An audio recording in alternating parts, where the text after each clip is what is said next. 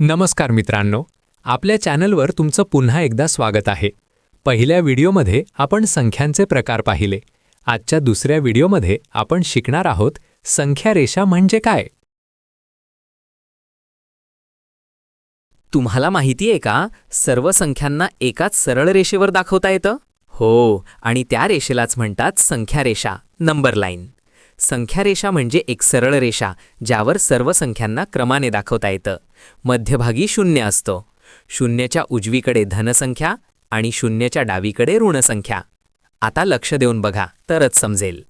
शून्याच्या उजवीकडे जसं आपण पुढे जातो तशा संख्या मोठ्या होत जातात।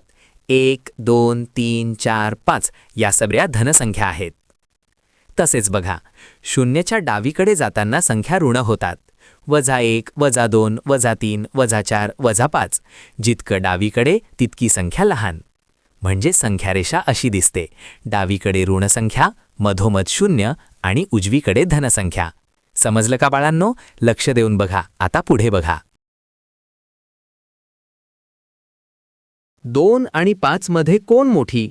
5 ही 2 पेक्षा उजवीकडे आहे, म्हणजे 5 ग्रेटर दॅन 2।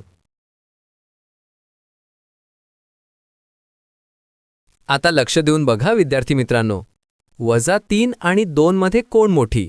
2 ही उजवीकडे आहे, म्हणजे 2 मोठे आहे -3 पेक्षा। म्हणजे बघा, -3 ही डावीकडे आहे, 2 ही शून्याच्या उजवीकडे आहे, त्यामुळे -2 ही संख्या मोठी आहे।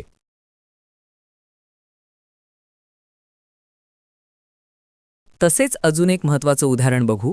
-5 आणि -2 मध्ये कोण मोठी? -2 ही -5 च्या उजवीकडे आहे, म्हणून आपल्याला असे म्हणता येईल की -5 पेक्षा -2 हे मोठे आहेत, म्हणजे -2 मोठे आहेत -5 च्या। संख्यारेषा म्हणजे जिन्यासारखी आहे। जसा जिन्यावर वरचा नंबर मोठा, तसंच संख्यारेषेवर उजवीकडची संख्या मोठी। आता तुमच्यासाठी सराव। -4 आणि 1, 0 आणि 3, -2 आणि -7 यात कोणती संख्या मोठी आहे ते कमेंटमध्ये लिहा। आज आपण शिकलो संख्यारेषा म्हणजे काय, धन व ऋण संख्या काय असतात, शून्याचे काय महत्त्व असते, संख्यांची तुलना कशी करायची। पुढच्या व्हिडिओमध्ये आपण पाहणार आहोत संख्यारेषेवर बेरीज आणि वजाबाकी कशी करायची। व्हिडिओ आवडला असेल तर लाईक करा, चॅनल सबस्क्राईब करा आणि मित्रांसोबत शेअर करा। धन्यवाद।